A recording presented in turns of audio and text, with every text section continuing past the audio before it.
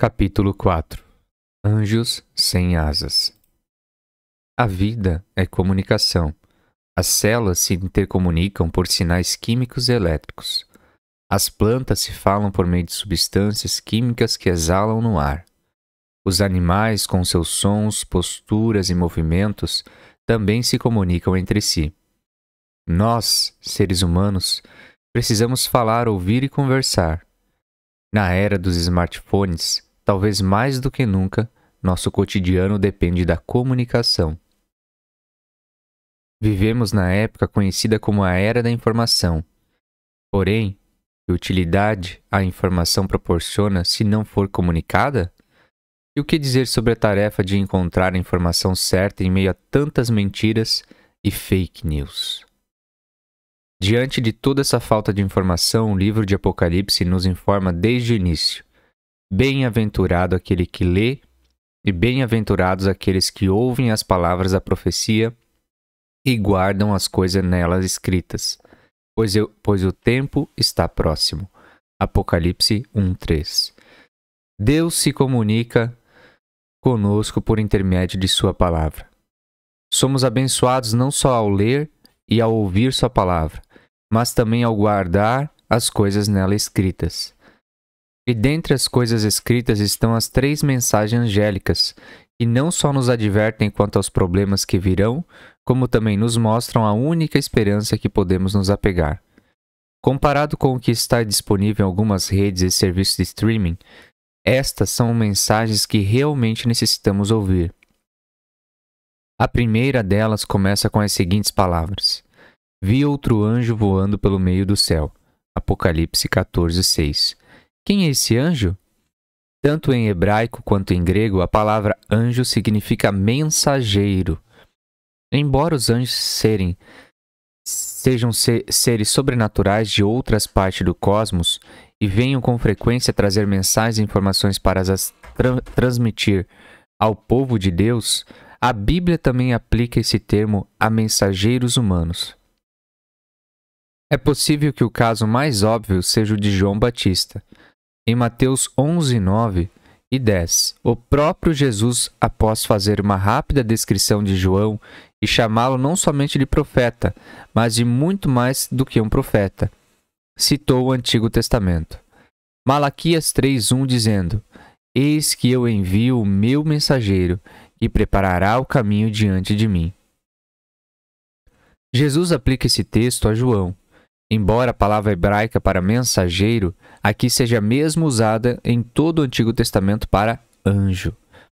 Quando fazendo referência a esses seres sobrenaturais, que na maioria de suas aparições trazem mensagens do céu para a terra, em outras palavras, tanto seres humanos como anjos são mensageiros de Deus. No caso do primeiro anjo, dada a natureza simbólica do livro do Apocalipse e o contexto que se segue, de pregação ao mundo, o anjo é uma referência clara a mensageiros humanos, mas que possuem uma mensagem do céu. Ao longo de toda a Bíblia podemos ver Deus usando pessoas para testemunhar ao mundo a seu respeito. Na grande comissão, Jesus disse: Portanto, vão e façam discípulos de todas as nações, batizando-os em nome do Pai, do Filho e do Espírito Santo, ensinando-os a guardar todas as coisas que tenho ordenado a vocês. Eis que estou com vocês todos os dias até o fim dos tempos. Mateus 28, 19 e 20. Ele direcionou essas palavras não a anjos, mas a seus discípulos, seus seguidores. São seres humanos que têm anunciado as boas notícias da salvação. Da mesma forma, são pessoas que vão anunciar as 3 mensagens angélicas, as quais consistem em uma espécie de grande comissão contextualizada para os últimos dias. Além disso, o texto diz que João ouviu outro anjo, subentendendo que vieram anjos anteriores. O livro de Apocalipse abrange a história da igreja desde a primeira vinda de Jesus até a segunda. Ao longo desse tempo, por mais que muitos mensageiros angélicos tenham feito aparições na igreja cristã, Atos 12:7 A disseminação do Evangelho ao redor do mundo tem se realizado quase que exclusivamente por agentes e mensageiros humanos. O que, então, esses anjos mensageiros humanos, com uma mensagem do céu, têm a dizer que é tão importante que podemos nos dar esperança apesar de vivermos nesse mundo cada vez mais catastrófico? Vi outro anjo voando pelo meio do céu, tendo o evangelho eterno para pregar aos que habitam na terra, e a cada nação, tribo, língua e povo. Apocalipse capítulo 14, versículo 6. Sabemos que o evangelho é boa notícia. Mas o que especificamente a Bíblia quer dizer com esse termo? Um grande exemplo pode ser encontrado em Mateus 11, versículo 5. João Batista, o profeta que ajudou a anunciar a vinda de Jesus, havia sido encarcerado e, ao que tudo indica, não sairia de lá vivo. Mateus capítulo 14, versículo 10. Desanimado no cárcere, começou a se questionar sobre Jesus, a ter dúvidas a seu respeito.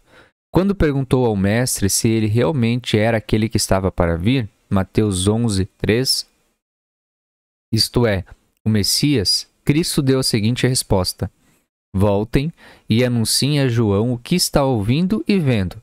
Os cegos veem, os coxos andam, os leprosos são purificados, os surdos ouvem, os mortos são ressuscitados, e aos pobres está sendo pregado o Evangelho.